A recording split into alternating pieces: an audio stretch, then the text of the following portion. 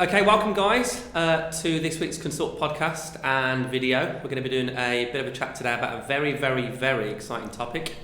Yeah. Everyone's favourite. Can't wait. Tax, and more specifically IR35. So, let's do a bit of an introduction.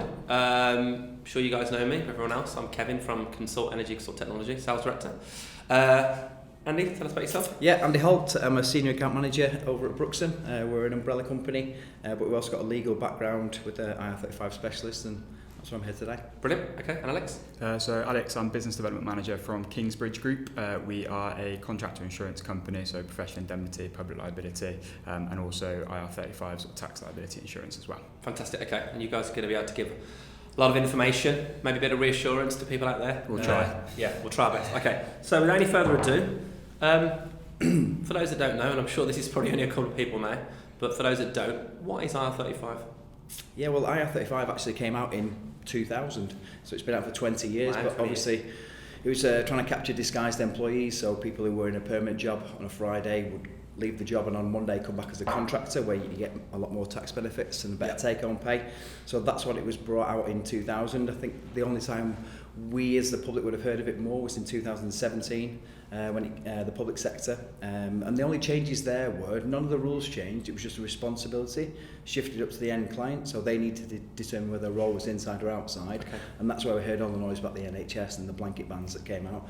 And then obviously April this year, the same thing again in the private sector, the responsibility, none of the rules are changing, the responsibility is moving up to the client to determine a role, whether it's inside or outside. Yeah, I think point there that's been around since 2000, everyone seems to think that it's something new that's just sort of popped out the woodwork, but at Kingsbridge we've just hired someone that's actually younger than IR35, so it's not like it's brand new to the sector. And yeah, exactly what Andy said, it is the there to catch someone that goes to work on Friday as an employee, comes back to work on Monday as a limited company contractor, doing all the same things, but obviously with the tax benefits, so it's always been there for that reason. Cool, okay, great overview. So we've got a few questions that have come through. We'll obviously talk through some of those during our conversation today that have come in from various sources. Just so to kick us off, a question that a few people have actually wanted to know: can contractors, are contractors going to be able to use their current limited companies on the inside IR35 contracts, or will they need to switch to umbrella? No, they can still use the limited companies. A lot of them will naturally shut down their limited companies and move to an umbrella solution because it's more straightforward, knowing that they're not going to go back into the outside of IR35 determination. But you can still get paid through your limited company. You just need to make sure that the tax and national insurance is deducted at source, whether it be through the agency or if a client hires directly, then they need to make sure they take the correct tax and national insurance out. Okay, what would you say that maybe the benefits are for them to do one or the other? I suppose the benefits of, if you know you're going to get a role that's going to be constantly inside of IR35, then it may be beneficial to shut down your limited company and get paid through that kind of vehicle. Okay. But if you're hopping into inside and you've always been outside, you might like the flexibility that having your own company brings, but also it might be 3, 6, 9 months down the line, you may get a job that's back outside of IR35, and if your limited company is still open and running, nothing needs to change. You don't have to reopen a new company and start from the beginning.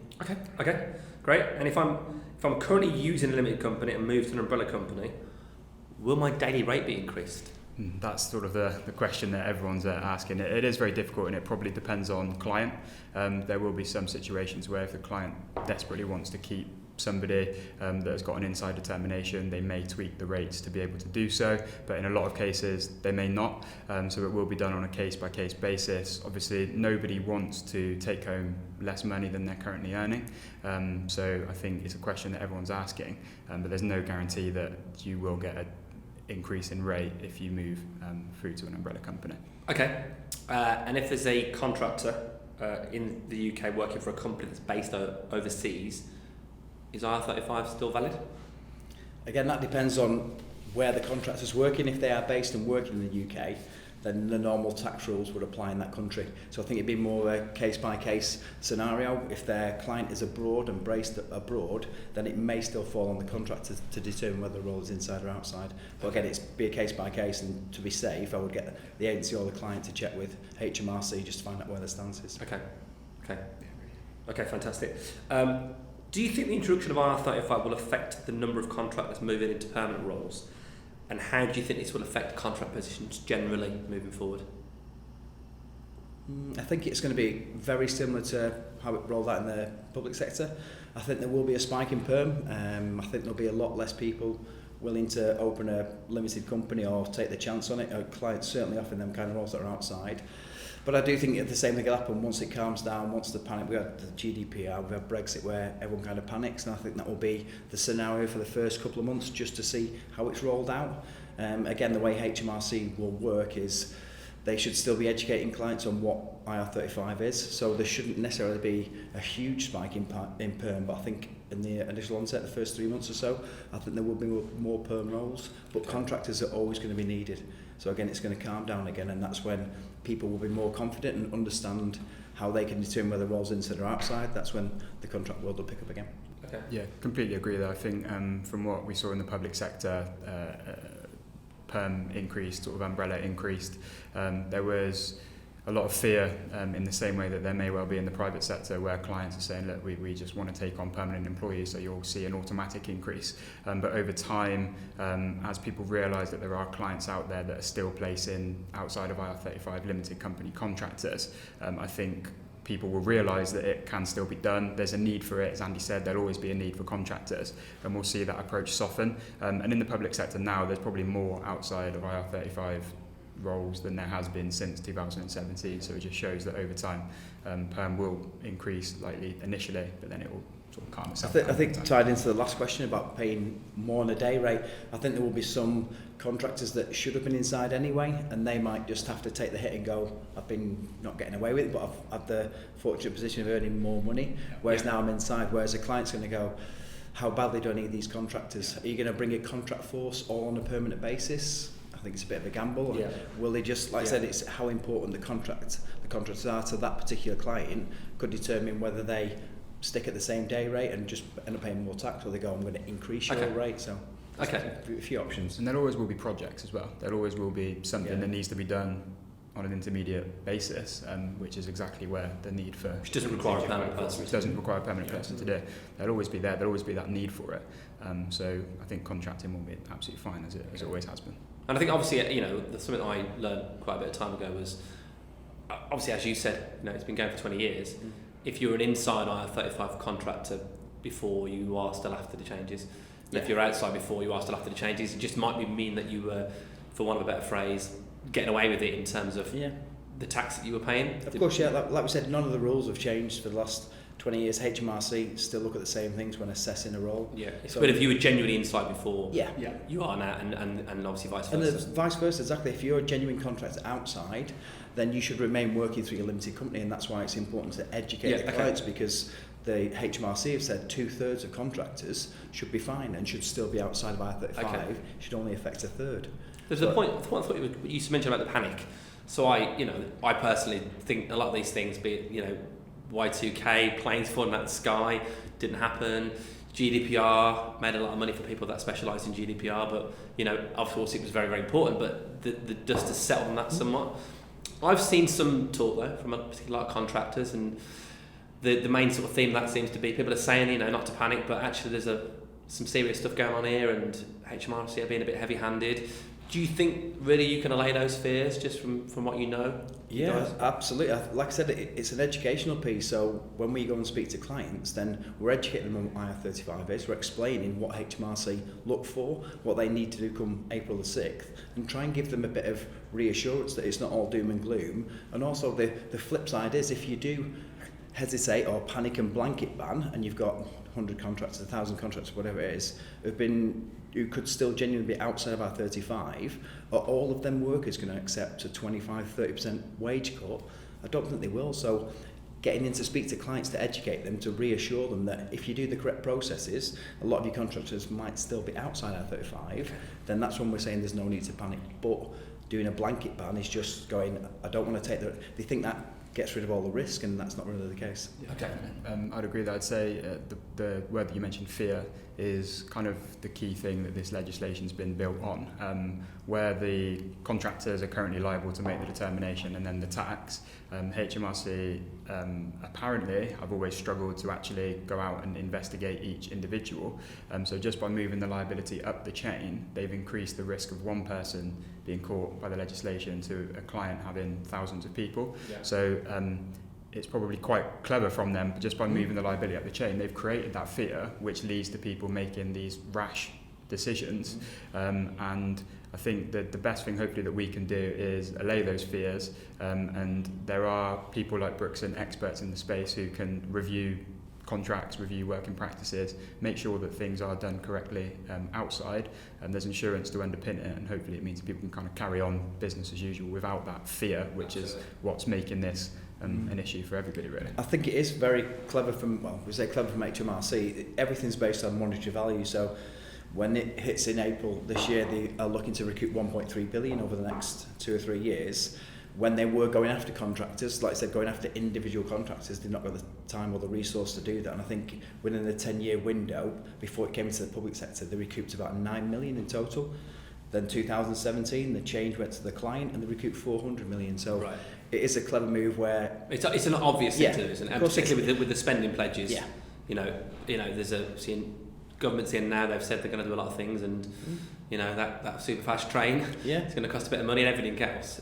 I always think that some of this as well, with what's happening right now, the timing of it to me seems personally for me a bit slightly odd, because we've had the whole 3 years of Brexit, 3 and a bit years of Brexit, and obviously all the uncertainty that came with that, and then there's this bright future, hopefully, in terms of all the things that have been said that are going to happen. Britain's open for business, and then within 3 or 4 months of that vote, we're putting loads of uncertainty into the contract market. It seems a bit of a strange thing to happen at the time, because obviously, some businesses are as we've discussed, making blanket bans and being a bit cautious. There's some caution around hiring contractors, which seems to kind of not work with that premise of we're open for business, I think, again though, when we voted for Brexit, whether it was Remain or Leave, 3 years ago, did we expect it to drag on as much as this? I think we've all got to the stage where we're just completely fed up and go, make a decision, do what you're going to do, and it just kind of ties, because we were convinced at Brookson that they would have brought IR35 in last year.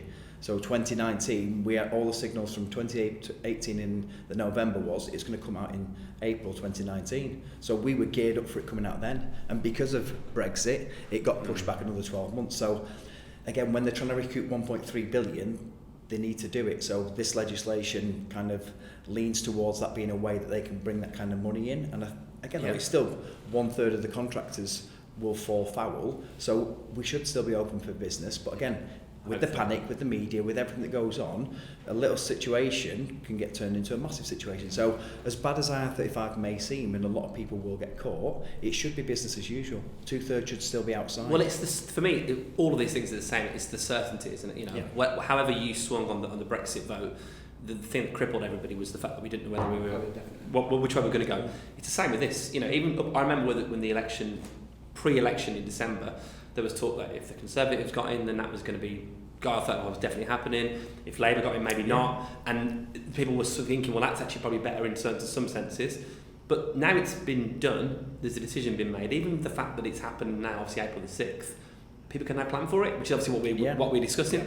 When there's still the talk of, is it going to happen, is it not going to happen? So in many ways, and I spoke to a lot of people who probably would like it to be kicked down the road a bit further. The fact that it's happening means people can do things about it. You can plan for it. Again, whether Labour would have come in and scrapped IR35, everyone would have gone, brilliant, we can carry on as normal, but they would still need to recoup 1.3 billion from somewhere. So it'd be some other source that they would tax the people to get the money back. So bringing IR35 out, like I said, it's a way of getting the disguised employees, the employees who shouldn't be getting the tax benefits, just to pay normal tax and national insurance as employees do. I agree. I think the uncertainty has been the thing that's been most damaging. We've had a bit of an imperfect storm really with Brexit, IR35, elections, where there's been something constantly in the background which we're yet to get sorted, which has been slowing things down from a business kind of perspective. And I completely agree. I do think once it comes in, which it now inevitably will do, there may be a few months of kind of struggle and a bit of turmoil, but it will sort itself out. And if you can get to a point where people who are legitimately outside of IR35 are working in that way, and people who are probably should have been inside for a while are working that way, that's the ideal scenario, and that's how it should be working anyway, and things will continue as they should. So will IR35 affect different sectors in different ways, do you think? So it may do, it shouldn't do. There are people probably in all sectors who should be inside and those that should be outside. In the energy and technology sectors, a lot of white collar roles, you'd like to think sort of high end individuals should be outside of IR35. That's what we're finding with what we're doing. But do you think like other sectors, maybe blue collar sectors? It varies. So blue collar potentially. I know in the public sector, the kind of medical sector took a real hit where a lot of nurses, doctors, etc. were inside. In the private sector, it varies, and you've got a real difference in kind of like day rates, etc. In terms of people with take-home pay, people doing managerial roles to blue-collar roles. So the sector, it will completely depend really on the individual and what they're doing, and it's based on assignment and individual role. So no sector would probably be affected worse than others. It would just depend on the roles within that sector, really. Finance and banking seems to be a bit more heavy-handed in terms of their approach. Yeah, I think they've taken a really risk-averse approach on the determination side of things. So we have seen a lot of our partners who deal in that sector are getting a lot of inside determinations, but we've seen other sectors being a bit more agile, should we say, and kind of assessing individually. I do think the banks, being banks, are probably very worried about the tax side of things.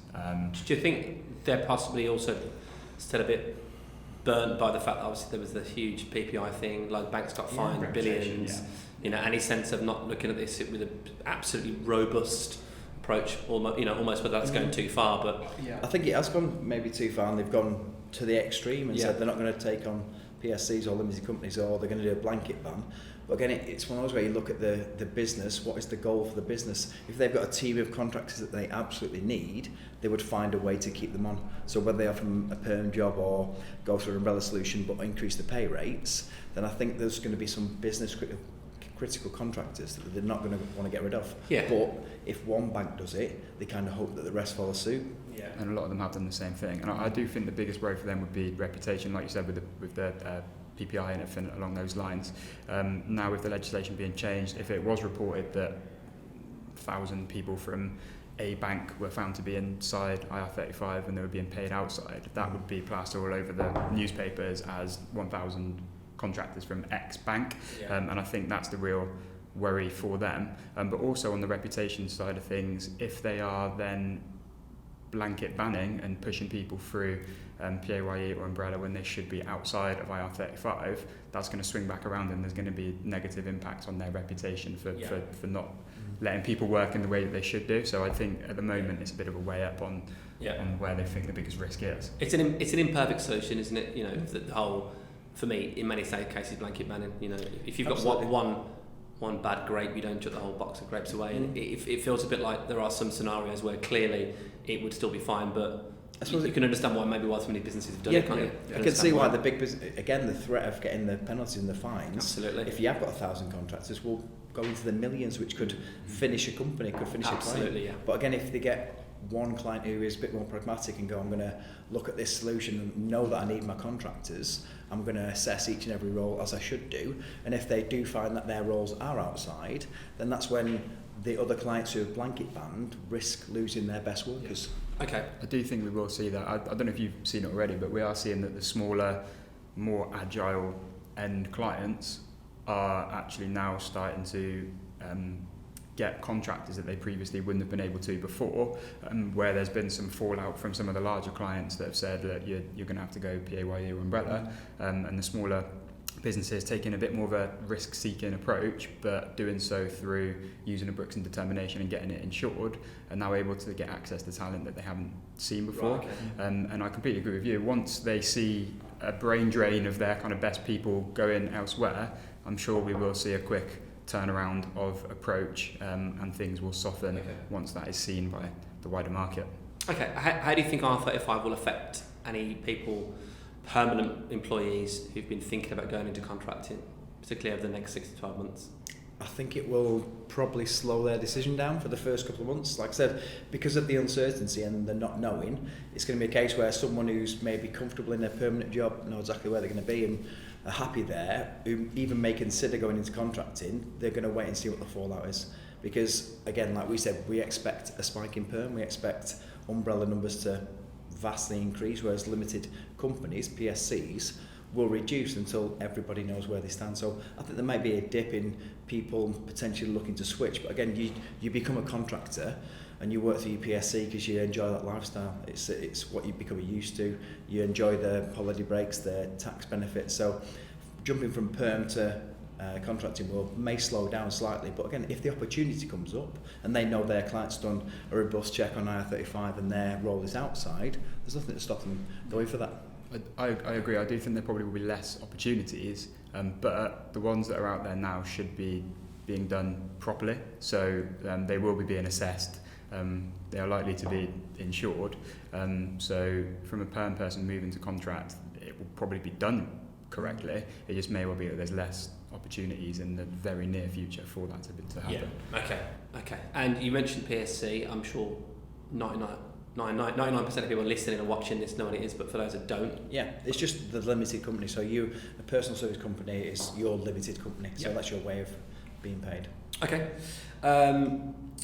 Does IR35 affect all companies of any size? Is every business called by this?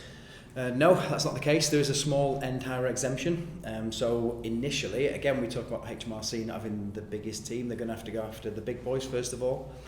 So there's a small end hire exemption, which is if you are less than 10.2 million turnover, less than 5.1 million in assets, and less than 50 employees, you need to tick 2 of those 3.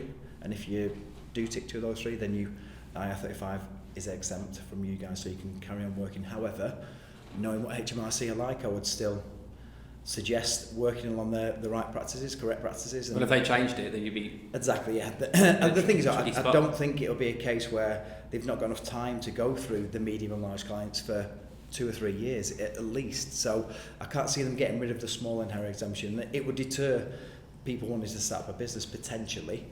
So I think they'll leave that small end hire exemption for the foreseeable anyway, but that's the stipulations. Worth noting there, if it's a small end hire, the liability is still there, but it goes back to the contractor. So it's like it is and has been since 2000, where the contractor is then responsible for determining whether they're outside and they're responsible for the tax liability. So it will just continue sort of as it is now in those cases. Okay. Now I know a lot of companies have been, to determine someone's status, they've been using the government's CEST tool. Stands for Check Employment Status for Tax. So if the government have put that out there for us all to use, any of those hirers to use, surely they use the CEST tool, it comes out with a determination, and that's the end of it, yeah? That's done. No? You would have thought. Do you want to take this? Or? Well, I think we probably both talk about this quite a lot, can't we?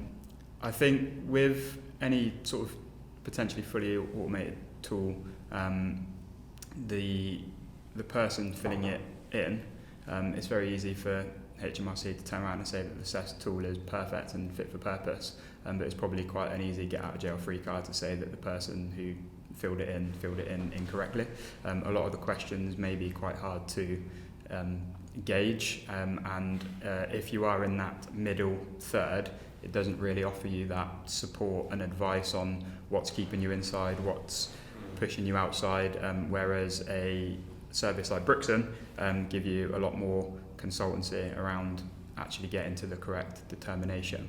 So you probably explain more about what you do, but you trusted an algorithm to come up with a response that you may need to take to court if needs be. So I've said before, I could speak to an FD, I could speak to an MD, I could speak to a contractor, I could ask the same question about working practices and I'd get 3 different answers. Right. So again, stressing the importance of who's filling in the questions.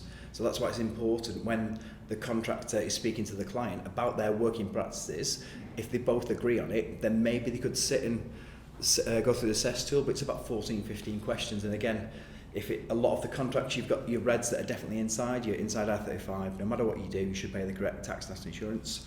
You've got your greens that are outside, and you can carry on working through your PSC, your limited company, and then like I said, the grey area, there's no real help. So what we do at Brixton Legal is we've got a team of human beings who actually are real, and we go through, I think it's about 14, 15 questions on the CEST tool. We go through about 90 questions, so we really break down the working practices So we're not saying it's a way round. We will still have people who are definitely inside.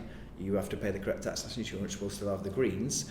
But in this grey areas where we really use our expertise to help clients and educate them, saying if you were to make these tweaks and changes, it would favour a role being outside of IR35. It's just more reassuring, isn't it? I mean, I think it is. I get it entirely. You know, if 3 or 4 different people could come up with a different answer to a question, but if HMRC were to take you to court and your argument was, well, I use your tool, and they said, yeah, well, sorry, it's not always fit for purpose. Yeah, I think they've said they're going to update the assess tool, which they need to do, and they've now said they will stand by decisions. Right. However, that could open a can of worms, saying again, if someone's not filled them in correctly or someone else has filled them in, HMRC will still go down the route of who filled in these answers. That's who we need to speak to. Is that the role that's actually in place? So I would still seek extra advice if absolutely needs be. Okay. I agree there. I think education and help. Not many people out there are IR35 experts, especially within clients. So they've now got the responsibility to fill this in. And if they don't understand it, the best thing to do is engage with someone that does. Hopefully then you'll get in the right answer. You can engage with more outside of IR35 contractors, but also it's being done correctly and it can be protected as well. Okay. So does IR35 mean really that it's not a good idea to hire contractors now? Not at all. No. And nothing should change. No. Again, if we do this properly and look at it in a pragmatic way, like I said, 2/3 I reckon there's just over 600,000 contractors, give or so, in the private sector. That means over 400,000 contractors should still be working through the limited company. So it's a case of an education. Like I said, you need to speak to clients and say there isn't a need for panic. You will do because it's natural and you're trying to look after your business, but speaking to legal experts or even ensuring the chain, it makes such a difference.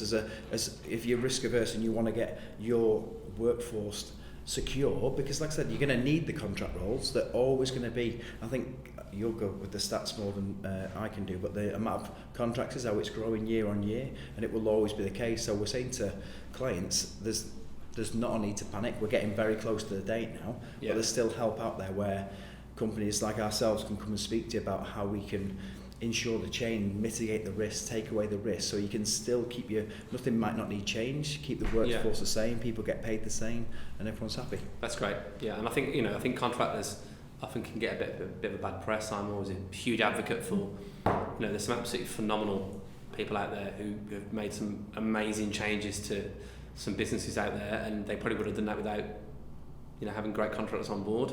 It's easy to vilify, isn't it, and to say people are actually only doing that to save themselves in tax, and sure, some people probably are, but to catch everyone with the same net, when actually there's some real quality, truly consultancy type people out there. Absolutely. It's a bit unfair, isn't it? It is. We've talked about this, I think, in the industry, people mention the phrase SDS.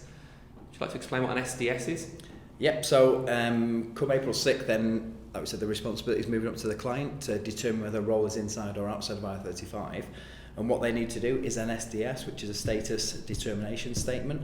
So on every role they feed out to clients, contractors, agencies, they need to show why they've chosen this role to be inside of IR35 or why it's been deemed outside of IR35, and it's like an IR35 review. So they've looked at the working practices, they've looked at the control, substitution, mutuality of obligation, financial risk, distinction, and gone, having assessed all this, I can now say this role is outside and here's the evidence, this role is inside, here's the evidence, and then supply that down chain. So that's what an SDS is, a status determination statement. So that's basically the first step in terms of what your plan is going to be for IR35. Once you've done that, what's next? Yeah, well, there's the reasonable care. So HMRC, brilliantly as always, are very vague and say, can you show reasonable care, which is amazing of them to do that. So the first steps for a client is to, like I said, the current contract force, assess every role that they've got by doing an SDS, a status determination statement, so they know what their contract looks like. Again, they can then, moving forward from April 6th, they will have to, for reasonable care, if they're engaging with an agency or even contractors directly, they will have to pass that SDS down the chain. Okay, so what if a client says to the agency, oh, you just decide what it is? You can't really do that, unfortunately. Again, because... But it's what we've always done. It is what you've always done. And Yeah. again, when HMRC come knocking on your door and say, Mr. Client, Mrs. Client, what have you done to show reasonable care? And they go, no, we just passed it down the supply chain. Don't worry about it. Go and speak to them. I can't see HMRC going, yeah, no problem. Well, that's fine. You've got away scot-free for doing no work. That's why HMRC is still banging on and saying they're still going to educate clients on how to do it, Okay. so they can help. But, sorry to interject there, Mm-hmm. If the agency is paying for the contractor, so they're the fee payer, Yeah. surely the client's thinking, well, I'm not responsible, and it's going to go on to the recruitment agency that are paying them. Surely it's on them. So Is that not right? the liability would sit with the fee payer unless the client hasn't sort of discharged the responsibilities that they have. They have to do a status determination statement. They have to send it to the next party in the chain So that's and an the integral contractor. part of the process. That is an integral part. They also have to take reasonable care when doing so, which I know Andy touched on as being quite vague. There's not really much case law to determine what reasonable care is, but you'd think reasonable care would be them not just going, yeah, that contractor's outside. They have to take some sort of approach to get to that decision. They then could also be liable if they don't respond to a status disagreement from a contractor. They have 45 days to go back on that. They do have liability to do these things, so they have to take reasonable care when making status determination statements. So a contractor saying, hang on a minute, I think I meet the criteria for outside, you said I'm inside, I'm going to challenge that. They've got 45 days to respond. The challenge process. So again, because this has been brought in for post-April, a lot of contractors, if they do get a blanket ban, they will genuinely think they're still outside of IR35. They will say, my working practices dictate my role, and I'm even doing CEST instead I'm outside, etc. They've got the right to then go to the client and challenge the client and say, I believe my role is outside, you need to show me proof or evidence that it's inside. Yeah. And that's when the client has 45 days to respond. So you look at that and go, as a client, do you want your contractors do a blanket ban and get a load of them challenging me? Because then I've got to find an in-house team that understands the challenge process, what needs to be done so we don't become liable again, or do we do it at source and go, if we can go and look at each role and have an SDS on each role, knowing that if a contractor does challenge, we can go, here's the SDS we did before the role, you challenge isn't valid. So if let's say the client, the actual person who's responsible for the role, has got no experience of determining a role before, their HR team possibly doesn't have experience in doing it, or legal team, maybe they're a small business, they haven't got a full-on IR35 specialist in the team, what's the best route going down there? Because I've heard some talk of, I'm not really sure what to do, how do you go about doing it? I personally think they should always try and engage with an IR35 sort of consultancy specialist like a Brixton, for example, because the nature of this legislation, the nature of IR35 in general, it's so subjective, and you can speak to 3 different people and get 3 different answers. So I'd want to make sure that I'm outsourcing that to someone that understands the legislation and can help us get to the right answers. Yeah. If I was a client, I'd be looking at it going, right, we have a responsibility to do these things. We're probably not best placed to do this, so let's engage with someone that can help us get to that point.